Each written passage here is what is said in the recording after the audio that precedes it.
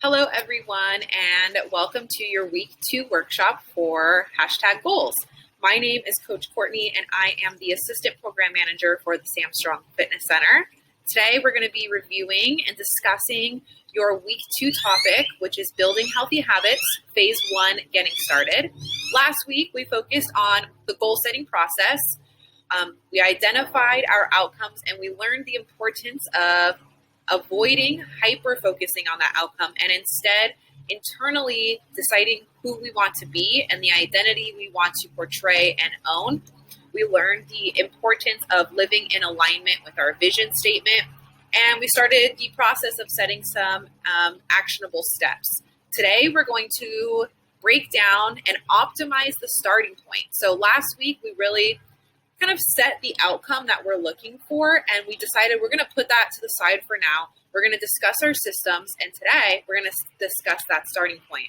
It's so critical when we are creating healthy habits. We're trying to set healthy habits, break bad habits, and reach our goals, that we optimize the starting point and set ourselves up for the best success that we can. So let's start first here by simply identifying what a habit is, what makes it so challenging to achieve, and the different phases of habit formation. So a habit, first and foremost, is our little behaviors and actions we take every day that are essentially on autopilot. So we don't have a lot of awareness around our habits on a daily manner because they just occur because that's what we're used to doing, right? We don't walk into a room and when it's dark, sit and think, oh, well, that room is dark. What should I do about it? We just walk into a dark room and flip on the light switch because that is a habit that is ingrained into our system. We don't have to think about it, right? And in one sense, that is a really efficient way to live our lives. We're not having to stop and process, think, and then make a decision every day on every action we take. That process is happening really quickly for about 40% of our behaviors. But on the flip side of that, if 40% of our behaviors are kind of on autopilot, then it makes it really hard to, one, identify those habits, and two, identify the cues and triggers that are causing us to react in certain ways. That cue and trigger and then the response is so immediate, there's not a lot of processing in between. So what we want to do today is bring our awareness back to our habits, bring our awareness, more importantly, to the cues and triggers that cause those habits to occur. Because if we can bring our awareness to those cues and triggers, we can find ways to implement new habits, healthy habits, and kind of like push out the bad ones. So that's what we're going to be talking about today. This week, we focused on phase 1, which is getting started. Next week, we'll focus on phase 2, which is sticking with it. Both are very important, but we want to make sure we break them down and give the starting point enough time to make it really count. So tip number 1 is to create a habit scorecard. You received this exercise and this worksheet on Monday. And essentially what we're asking you to do here is on a typical day, write down every habit and every action you take from the moment you wake up to the moment you go to sleep. So you might want to just have this in your phone. You can have this worksheet and take it with you around on a daily basis. But an example would be you wake up. Let's imagine actually you wake up, your alarm goes off, you hit the snooze 4 times, then you wake up, then you get on your phone, you immediately check your email, and then you start maybe getting in the shower, brushing your teeth, making your coffee, and getting to work. If we can begin to bring awareness to these habits, the goal is not yet to change these habits or to judge these habits. The goal is just simply to identify and bring awareness to them. Then we can begin creating a plan. So first we create that list and then we score the list. So after I've written down my habits, I will either put a plus sign, a negative sign, or an equal sign next to that habit to determine if the habit is serving me long term. Now, every habit serves us in one way or another, right? Hitting the snooze button 4 times serves me in the moment because I get to sleep a little bit more. But if it's not getting me closer to my goals, then it's not necessarily serving me long term. So that's a way to think about scoring your habits is ask yourself if the behavior and the habit is getting you closer to being the type of person you want to be and getting you closer to your goals. And if it is, great, that's a positive sign. If it's not, maybe it's a negative sign. And if it's neutral, it's an equal sign. That will allow us to then identify some triggers and cues that we can use moving forward to correct behaviors and habits that we are looking to remove from our life and incorporate new healthy habits that we're looking to add into our routine. Now, it is important while we're creating this scorecard to avoid judgment, avoid overly criticizing ourselves, and to avoid wanting to overhaul our habits and our routine. It's really hard to see a list of habits that we do without wanting to change them all and without wanting to judge ourselves for those habits and without wanting to criticize ourselves for those habits. So with the example I used of waking up in the morning and hitting my snooze button 4 times and then getting on my phone and immediately going on email, it's easy for me to want to fix that one, and it's easy for me to want to judge that and kind of be overly critical on myself. So you really want to bring awareness to that. You want to maybe find your own system. So if the plus sign and negative sign is triggering you and judgment and criticism, circle and highlight things. Just find a different system that works for you. But now, once you have that list, right, let's imagine you have the list where you've now snoozed the button, snoozed 4 times and you've immediately gone on your phone. For some people, maybe that's beneficial, right? Maybe you're able to get a jump start on work. It doesn't negatively affect you in any way. Great. Now, for most people, getting out of bed in the morning after hitting your snooze button for 4 times and then getting on your phone, it's setting you up in a really reactionary mindset. So you're reacting to your alarm clock and then you're reacting to your emails. Now I've identified the cue, right? The cue is my phone. So if I can remove the phone from the equation, I can probably eliminate that habit. So maybe I need to buy an alarm clock. Maybe I need to buy one of those fancy alarm clocks where the light kind of slowly rises and the music slowly plays and it drifts me out of my sleep and into being awake. Maybe I need to put my phone in a drawer and not even touch it till I'm done with my morning routine. Or I need to turn off my email notifications. So just by bringing awareness to this habit, then we can identify the cue, identify the trigger, and make that cue, create more friction between the cue and my habit if I'm trying to break a bad habit, right? So if I can eliminate the phone, I'm not going to then respond by getting on the phone, right? So if you're looking to correct a bad habit, create as much friction as you can between the cue and the habit. And if you're looking to adopt a good habit or a positive habit into your routine, you want to make it as easy as you can between the cue and the reaction or the response. So if you're trying to incorporate flossing into your routine as a good example, if I want to incorporate flossing and my floss is in the back drawer and I have to reach behind a bunch of things to get it, there's a lot of friction between the cue and my habit, right? But if I put the floss on my countertop, I've eliminated that friction. I've made it as easy as possible. And I now know all of this because I have made the list, created the scorecard, and brought awareness back to my habits. All right, now tip number 2, the 2-minute rule. This is really simple. This is a habit or a strategy I have been incorporating into my routine. Essentially, you just break the habit down into its simplest form.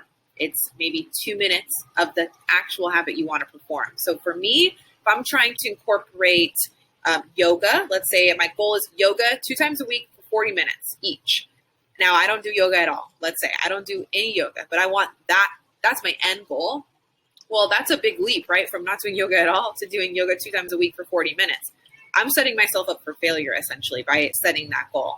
So let's break it down. So if I can commit to 2 times a week, I want to just put on my yoga outfit, my yoga clothes, grab my yoga mat and roll it out on my patio. That's the simplest form of this habit, right? I can absolutely do that 2 times a week. And if I can't even do that 2 times a week, what makes me think I can do yoga 2 times a week for 40 minutes, right? So we need to prove to ourselves that we're capable of achieving the baseline, of achieving the simplest form of this habit. And then we can optimize that habit once it's been established.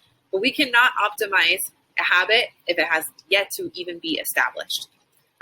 Think about it like you're not going to be the person who meditates for 40 minutes a day if you're not the person right now who meditates for 30 seconds a day. So start at that baseline and prove to yourself, build confidence in that habit by making a promise and sticking to it. And you're not going to make a promise and stick to a promise that's too big, right? So simplify that thing. 2-minute rule. That's the first strategy to have in your toolbox. Tip number 3, context and space for the habit to live.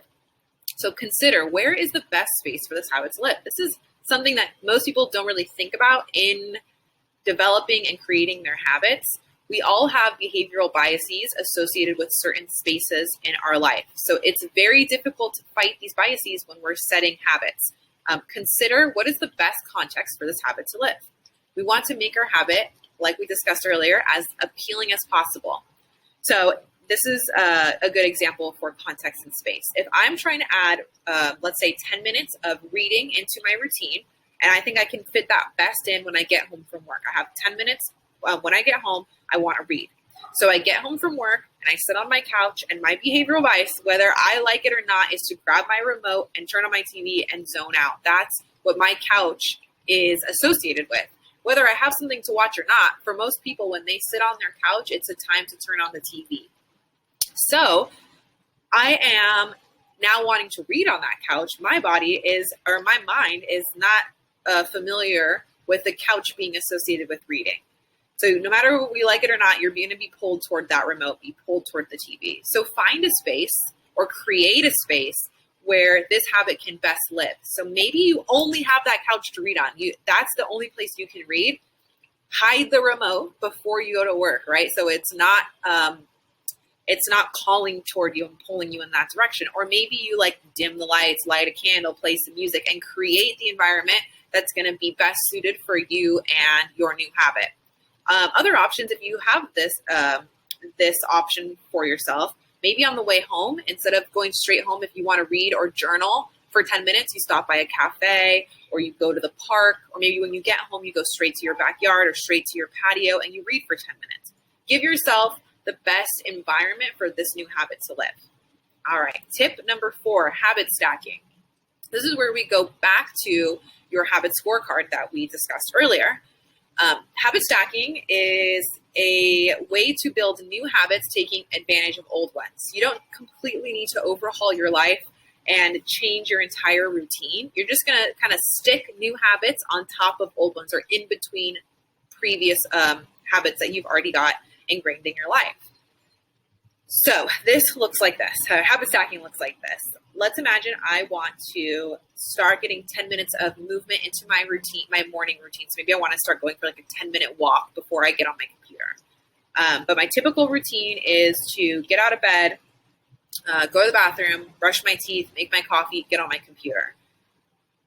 What I want to do is add in 10 minutes of movement. So after I brush my teeth, I'm going to put on my running shoes and put on my walking athletic wear. And then I will continue on with making my coffee, and then I will go on my walk. So by doing this, you're creating a schedule for yourself. You're creating a space for this new habit to exist by rooting it onto an old habit. This is really important. Creating a schedule and a commitment to yourself for creating new habits is a really important way to making a habit stick. A lot of times with habits, because they are so small and they aren't necessarily changing our life overnight, right? It's easy to just throw them out into the ether and hope they stick. We do this all the time with I want to read more. Okay, you want to read more. Well, you don't set a plan. You don't create a space or a time for this new habit to live in, and you look back a month later and you've read 10 pages, or maybe you've meditated for 10 minutes and your goal was to meditate every day. Well, you have to set yourself a commitment and a plan to give that habit its best chance at existing. And that's where habit stacking comes into play. It's really simple to add a new habit on top of an old one. And eventually, actually, what can happen here too is you start to actually push out those bad habits. So if I'm trying to incorporate walking into my routine in the morning for just 10 minutes, right? Well, if I snooze my alarm for 10 minutes, I can't walk, right? I've lost those 10 minutes. So it's going to push out that habit of snoozing if I can incorporate this new habit. It's a good way of kind of killing two birds with one stone. So that is habit stacking. And last habit we have here is your habit tracker. This is really important in creating like a reward system and some immediate satisfaction to keeping the habits going. So like I just said, habits don't like immediately change your life. There's no immediate impact from a singular habit. So we need to design a system that gives us that immediate satisfaction. And that is where this habit tracker can come into play. There are many ways to use this. You can create your own. It can be so simple as to maybe on a whiteboard on your refrigerator, you want to take 10,000 steps a day. So you write 10,000 steps, give yourself 7 marks, and you want to check it off 7 days out of the week. Something so simple as that. It's a reminder to have you act on this habit. So you need this sheet or you need this system to be present in your life. Maybe it's even reminders on your phone. That can be great too. Something that's going to constantly bring awareness back to those habits because like I mentioned, like we talked about earlier, those habits go unnoticed. They are habitual, right? They are routine. And if it's a new habit and it's not routine, it's not habitual, then we need to find a way to remind ourselves to do this. And this habit tracker is one of those ways. A habit tracker motivates you to continue and it provides immediate satisfaction. We need some immediate feedback that shows we're on the right path because let's say you've ran for 30 days and you're not seeing your body change or maybe your running times aren't changing or improving and you get frustrated and a lot of times we'll give up, right? So we're not seeing the payoff that we want to be seeing. If we can create a reward system to keep us going, maybe a month later is all we needed to push through that, that wall that we were kind of hitting over and over again. And now we see our results. We just had to stick with it. We need to find ways to encourage ourselves to stick with it. We'll talk more about rewards in week 4, but this is a good starting point here. All right. We have your action item checklist here. And essentially your action item checklists are our way of having you take these educational resources and put them into action. So, you can complete this action item checklist, send it to your coach, send your worksheets to your coach so you can earn those participation points at the end of the week. If you are watching this on recording, then you have a couple questions to answer in your Monday email. Respond back with the answers to those questions, and you will receive participation points for completing this workshop as well.